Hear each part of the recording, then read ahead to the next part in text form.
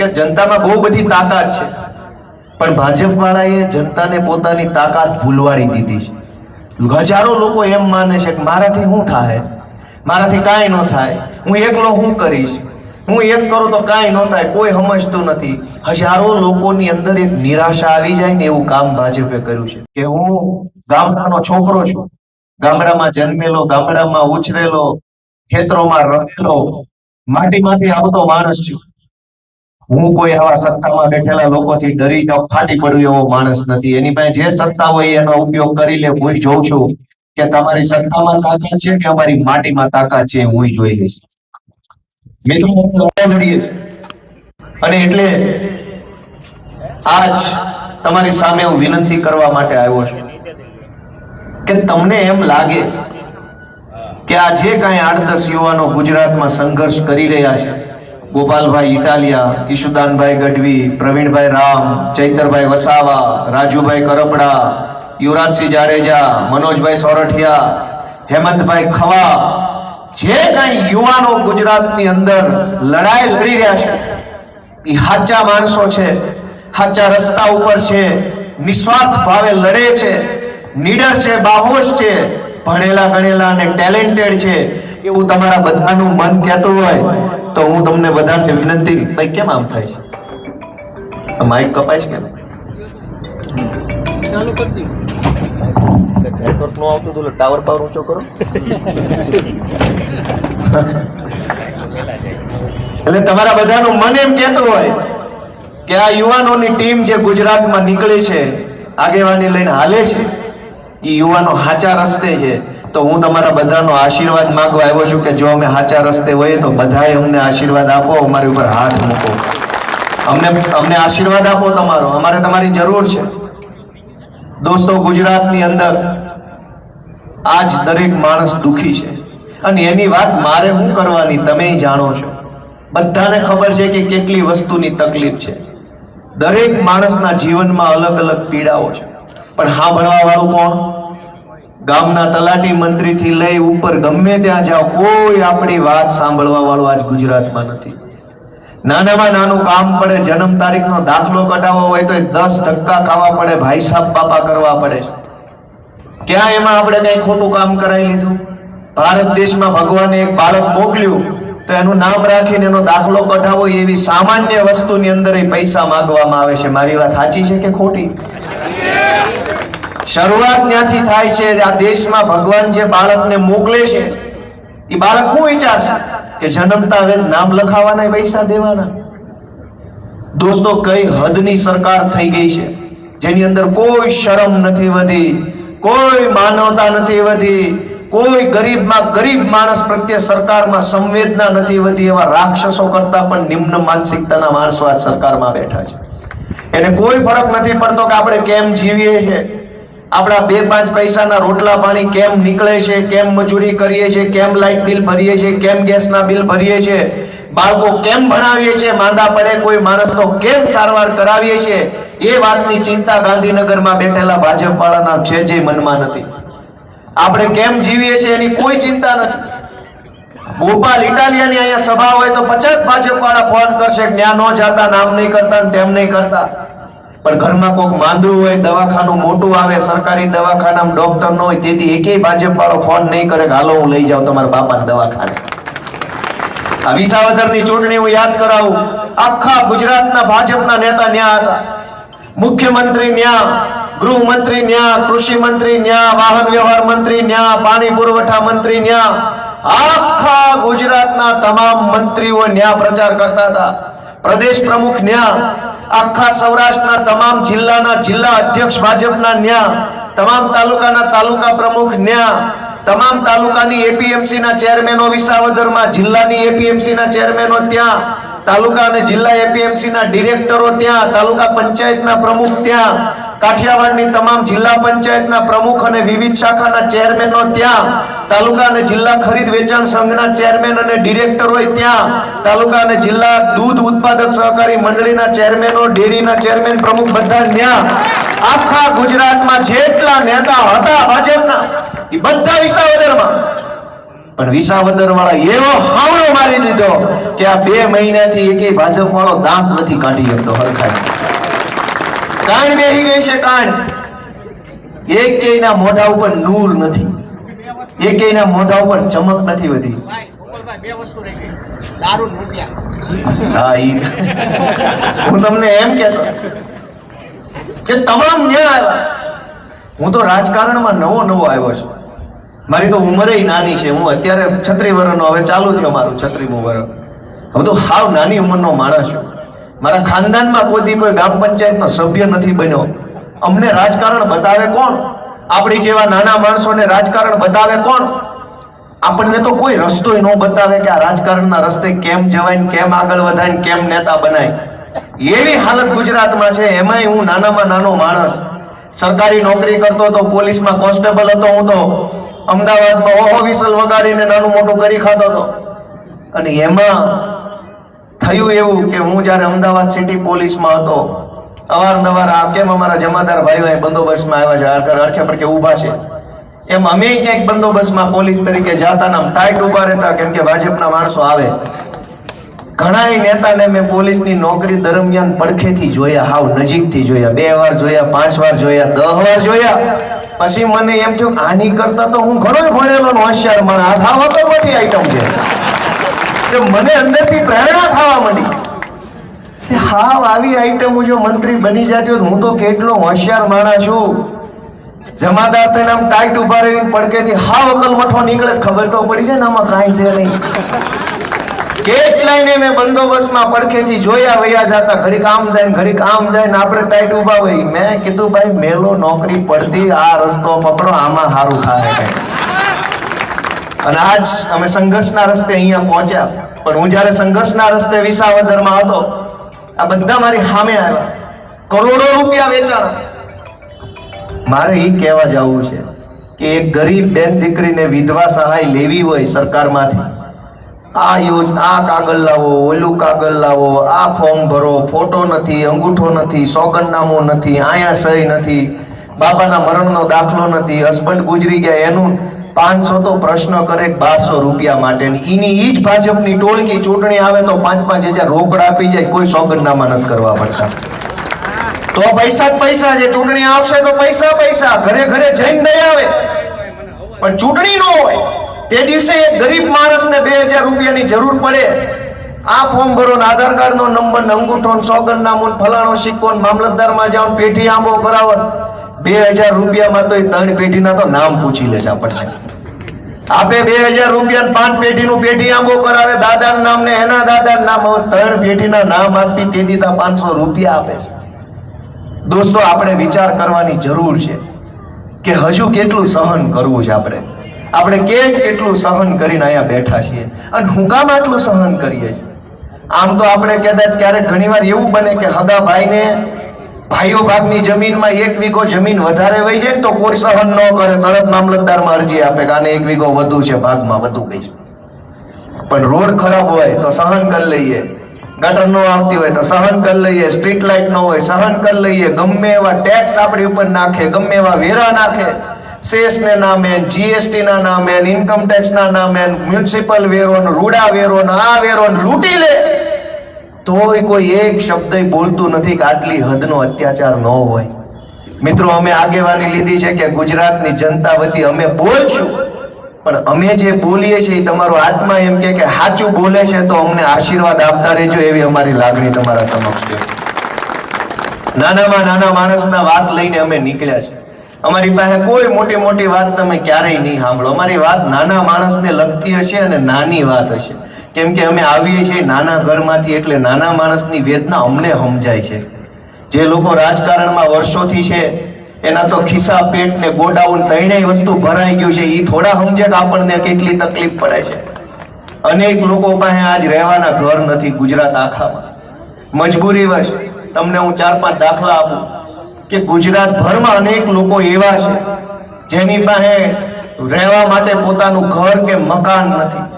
લાચારીમાં, મજબૂરીમાં સરકારી પેશકદમી વાળી જમીન ઉપર એ નાનું મકાન પહેલા બનાવે, વખત જાતા 5000 નો ખર્ચો કરીને હારી વંડી બનાવે, વળી વખત જાતા બીજા 10,000 નો ખર્ચો કરીને હારું છાપરું કરે, વળી વખત જાતા 10,000 નો ખર્ચો કરીને થોડુંક વ્યવસ્થિત કરે, 15-20 વર્ષ સુધી પેશકદમી વાળી જમીનમાં એ મકાન સારું બનાવી રે, પછી ઓલો ભાજપનો માણસ આવે કે તારું પેશકદમી છે ને તારું પાડી દઈશ ને નોટિસ અપાવું, તલાટીની notice, TDO notice, DDO notice.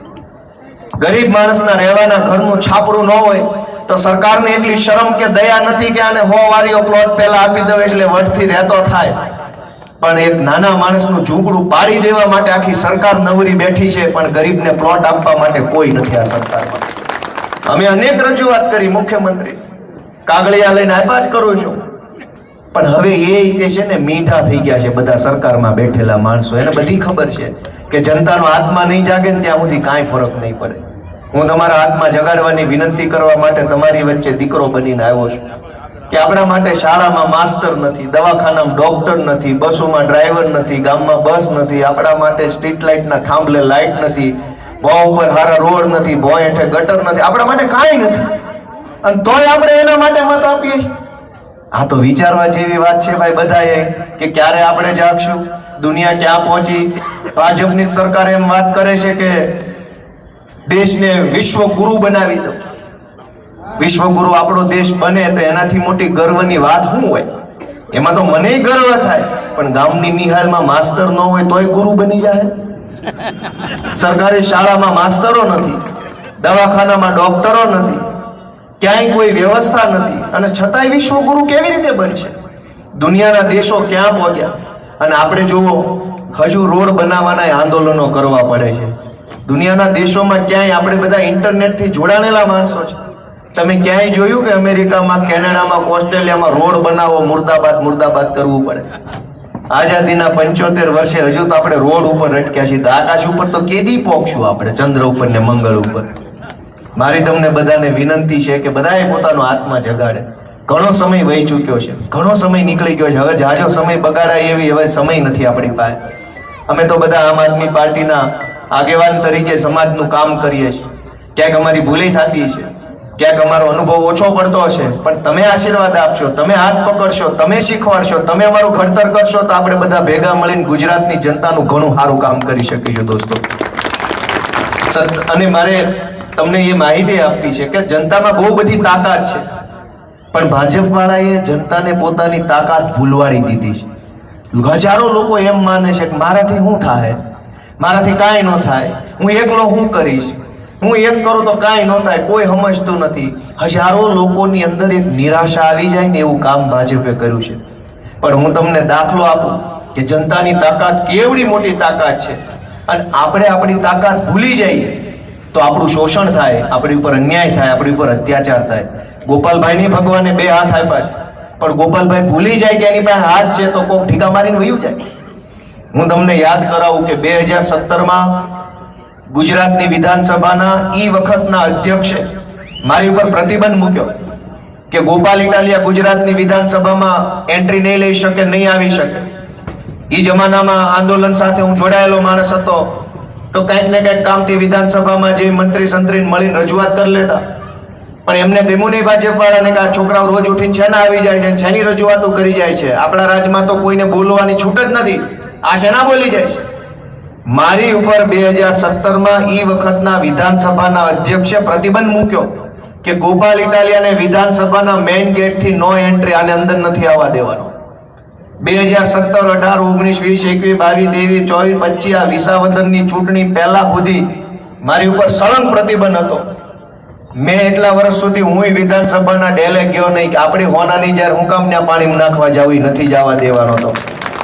મેં જનતાની વચ્ચે રહીને સંઘર્ષ કર્યો, લડાઈ લડી, અવાજ ઉઠાવ્યો, થાય એટલું કામ કર્યું, ન થાય તે હાથ જોડીને ક્ષમા માંગી, પણ સંઘર્ષ કરતો રહ્યો.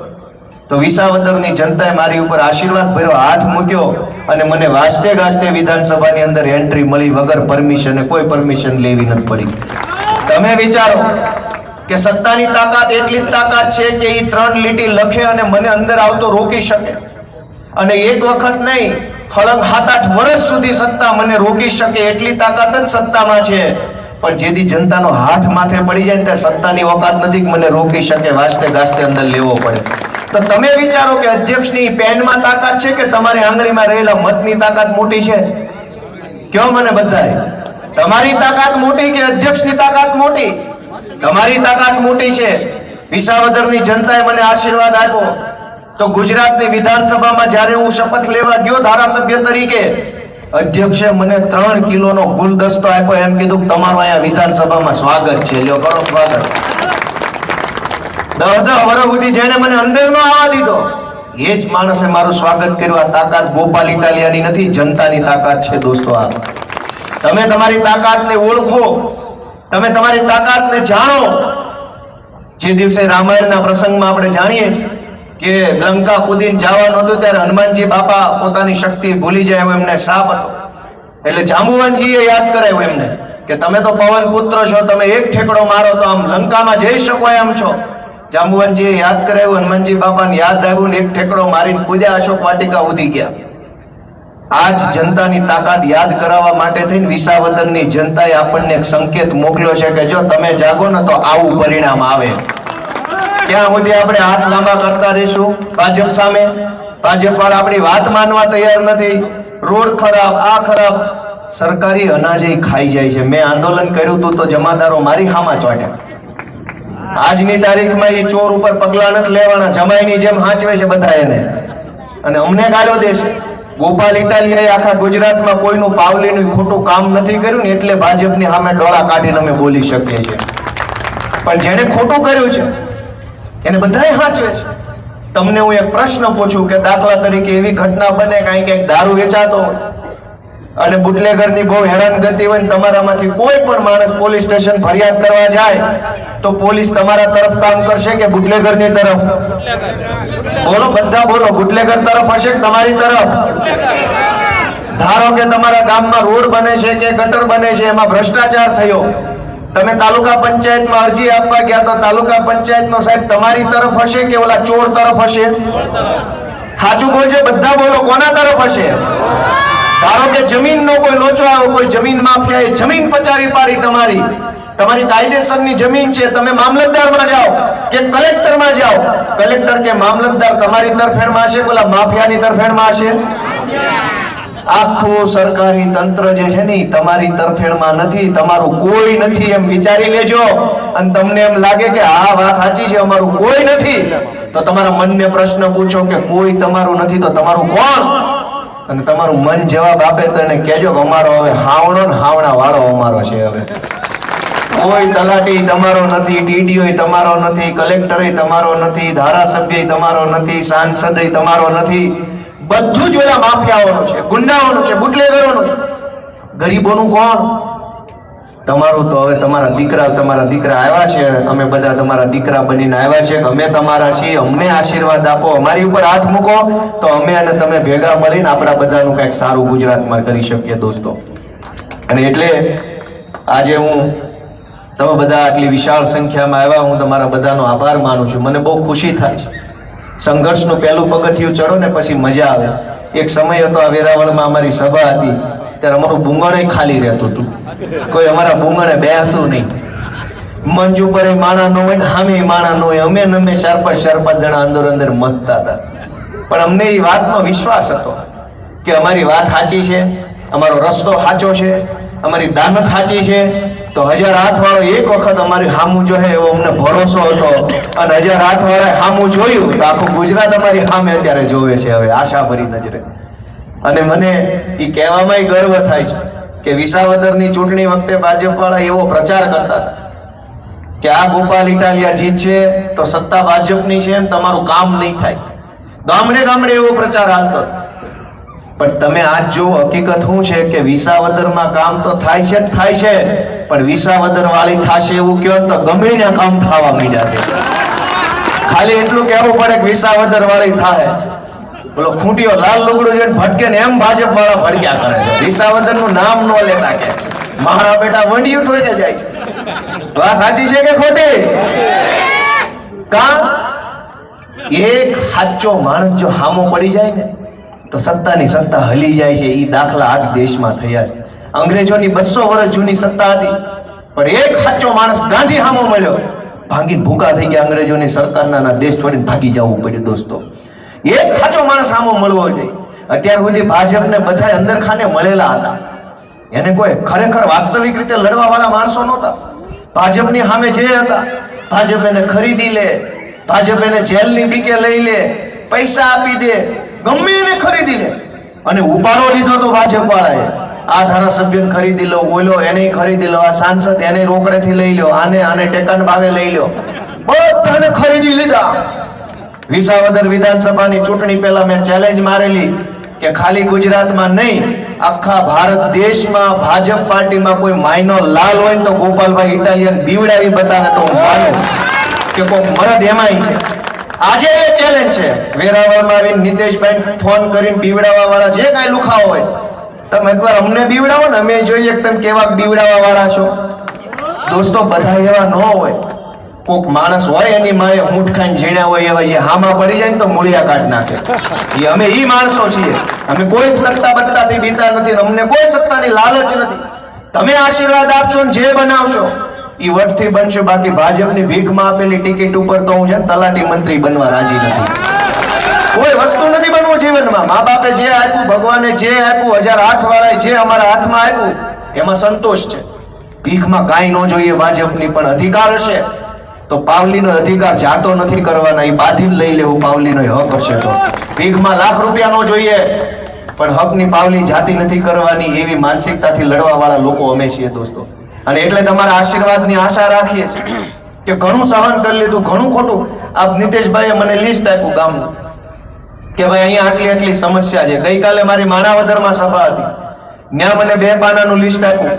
એની પહેલા મારી ગીરગઢડામાં સભા હતી પરમ દિવસે, ત્યાં મને 2 પાનાનું લિસ્ટ આપ્યું.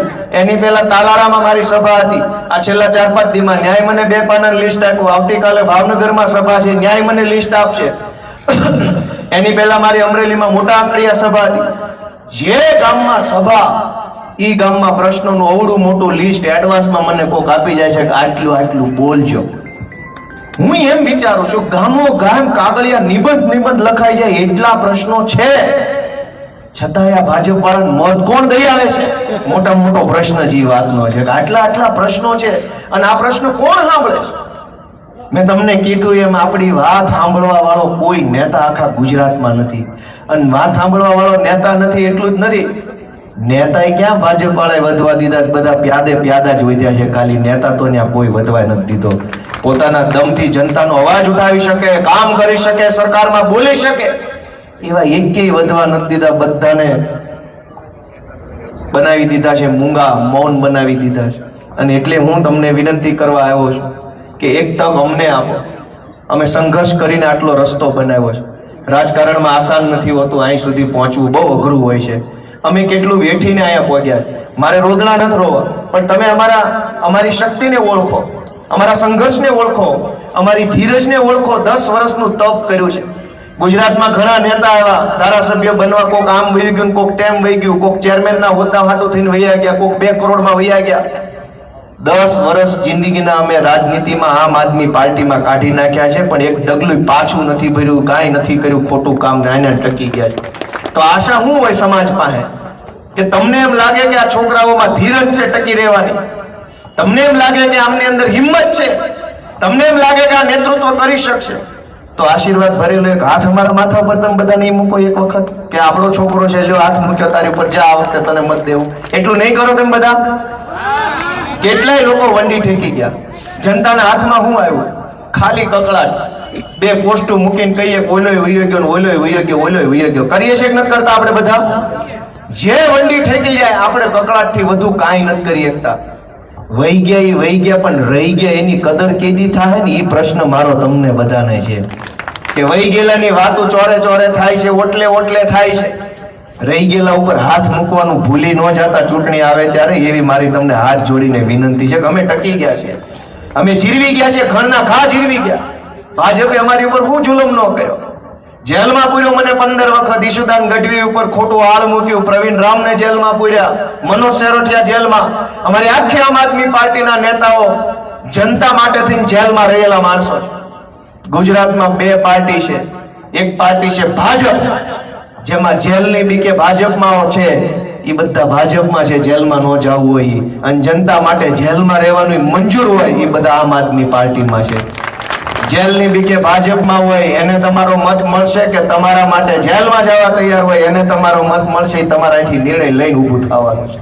અમે સંઘર્ષ કરીએ. આ અમારી યુવા ટીમ છે. તમે મંચ ઉપર બેઠેલા બધા જોઈ લો. કોઈને સ્વાર્થ નથી. ટિકિટનો સ્વાર્થ હોય તો ભાજપમાં જવું પડે. હોદ્દા જોતા હોય ભાજપમાં, રૂપિયા જોતા હોય ભાજપમાં. જે જોઈએ એ બધું અત્યારે મળે છે ભાજપ. અહીં શું મળે છે? અહીંયા તો આ સાબુનના ફાળો કરીને કાઢવા પડે છે અમારે. આ ખુરશીનો ફાળો કર્યો હોય છે, આ મંચનો ફાળો હોય છે, આ બધાના પૈસા હોય છે. મને ખબર છે કશું જ મળતું નથી, છતાંય આ કામ કરીએ છીએ. શું કામ? કે અંદરથી પીડા થાય છે કે આ ગુજરાત આપણું છે ને, ગુજરાત સાથે આ નેતાઓ ખોટું કામ કરી રહ્યા છે. અને એટલે બધાએ પોતપોતાનો સારો કામ ધંધો હતો તેમ છતાંય રાજનીતિમાં સમય આપે છે. અહીં કોઈ કઈ નવરા નથી કે કોઈ કઈ અનાથ આશ્રમમાંથી આવેલા નથી. હવને ઘર પરિવાર, બૈરા છોકરા, જમીન મૂડી બધુંય છે. છતાંય તે જીવના જોખમે ભાજપના ગુંડા સામે, સરકારી તંત્ર સામે, માથાભારે માણસો સામે લડે છે. એ બધાને તમારા આશીર્વાદની જરૂર છે. તમારા આશીર્વાદ અમને મળશે તો અમે ઘણું સારું કામ કરી શકીશું. અમે ક્યાંય ખોટું કામ કરતા નથી. આટલા વર્ષ થઈ ગયા રાજકારણમાં, ખોટી દિશામાં અમે પગલું નથી ભર્યું. એટલે હું તમને બધાને એવી વિનંતી કરું છું કે આ વેરાવળમાં જ્યારે પણ ચૂંટણી આવે ત્યારે તમારા બધાનો, નીતેશભાઈ એક સારી વાત કરી, હું તમને મને યાદ આવી ગયું એટલે કહી દઉં. તમારા ભાષણમાં તમે એમ કીધું કે ઓલો ભાજપનો માણસ જે હતો એ બહેનોને એમ કહેતો હતો કે આ તો ચૂંટણી નીતેશને લડવી છે એટલે એ તમને બધે લઈ જાય. તો ચૂંટણી અમારે એકને જ લડવી છે. અડધી બહેનો અમે જાત્રા લઈ જાઓ, અડધી બહેનો તમે લઈ જાઓ. તમારે નથી લડવી ચૂંટણી, તમે લઈ જાઓ. કમસે કમ અમારી બહેનોની બાને ફરવા મળે. હું તમને વટથી કહી શકું કે હું વિસાવદર વિધાનસભાની ચૂંટણી જીત્યા પછી અમારા ભેસાણ તાલુકાના તમામ ગામની બહેનોને હું મારા ખર્ચે ગુજરાતની વિધાનસભા જોવા હમણાં જ લઈ ગયો હતો. તમને બધા સમાચાર મળ્યા કે નથી મળ્યા? બહેનોને મળ્યા કે ન મળ્યા?